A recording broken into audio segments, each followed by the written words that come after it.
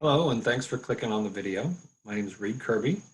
I'd like to tell you a little bit more about the World History Advanced class. But first, a little bit about me. Starting my 10th year of teaching at Voorhees High School. I believe I've taught this course for all 10 of those years. In terms of life at home, I have a little 1.5-year-old, and my wife and I are expecting a second one in February. So in addition to everything else that's going on, we also have those things to look forward to. So now let me tell you a little bit more about the course. So in terms of the course curriculum, this is more of a modern world history course. So we will begin with the era of exploration, the first global age, around the year 1450. We do get a little background to get a little prior knowledge to the global situation around that point in time. In terms of how close to the present we get, it's certainly my goal and something I strive to do to get as close to the present as possible. One of the useful aspects of history is to better understand the human experience, both in the past and how it continues to influence the present. So it'll definitely be a goal of mine to make sure that we're getting closer to more present day content towards the latter end of this course. One of the things I have come across in my, decade now of teaching world history and history in general is that it doesn't tend to be students' favorite subject.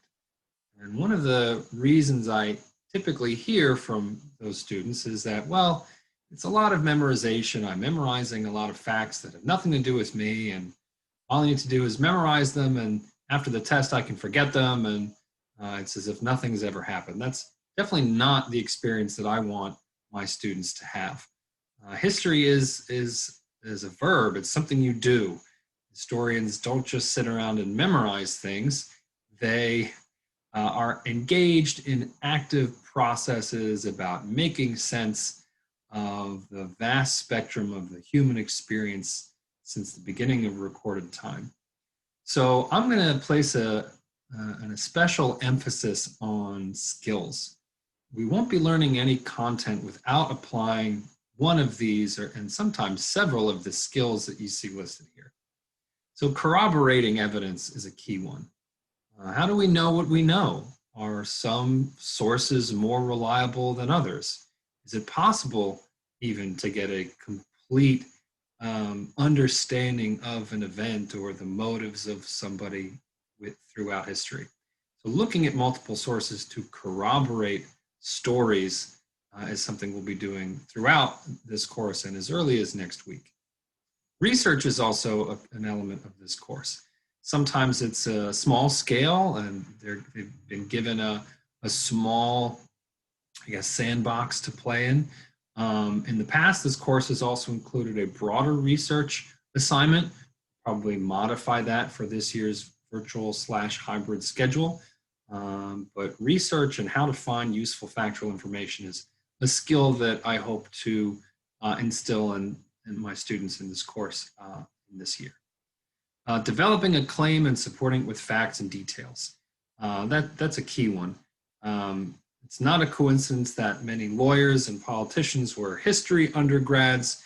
A lot of overlap in what it is that they do, trying to make a case, make a claim or an argument, and then supporting it with compelling facts, evidence, and details. We will be doing that throughout this course as well. Sourcing is a key skill too. Well, who is the author of this source? When was it written?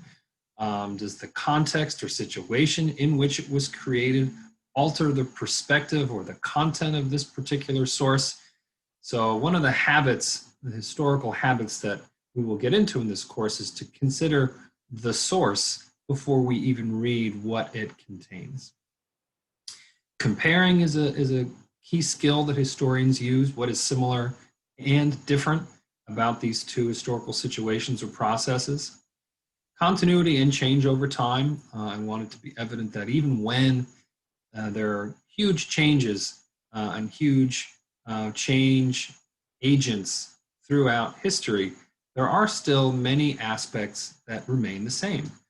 So continuity and change over time is another way that we will look at the development of the human experience in this class.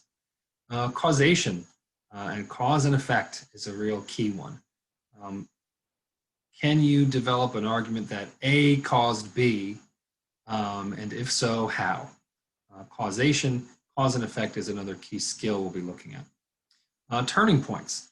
Did this event set regional or global events in a different trajectory? And also contingency. How would things have been different if this event had not occurred?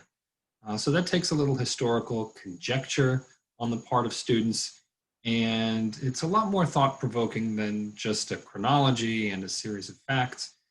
So I hope that these skills are something that my students will take away from this course, in addition to some of the key content as well.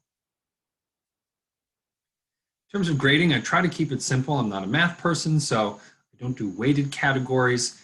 The point values will reflect the size of a given assignment or assessment. So typical homework is the smaller of the 3 key categories that I use, usually 10 to 30 points.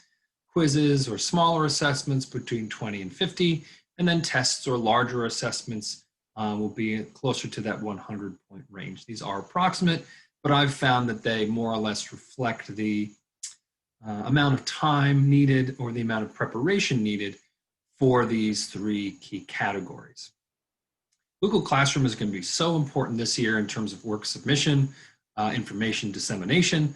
I'm really going to try to keep that as the sole place, the one-stop shop that my students will need to go to in order to be informed and up to date with the course in terms of what it is that's expected of them.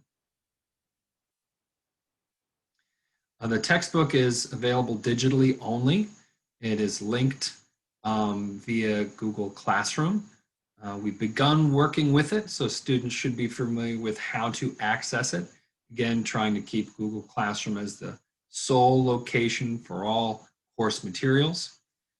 Students should have it bookmarked just to make it even easier for them to access when there is textbook work expected of them both during and outside of class. The best way to contact me is certainly by email. I have that open for the duration of my school day. It's definitely the easiest way to get a quick response. So I encourage you to email me with any questions or concerns of any kind. I look forward to hearing from you. I look forward to another year with my thoughtful juniors. And again, don't hesitate to reach out should you have any questions or concerns of any kind. Thanks again for watching the video. Have a great day.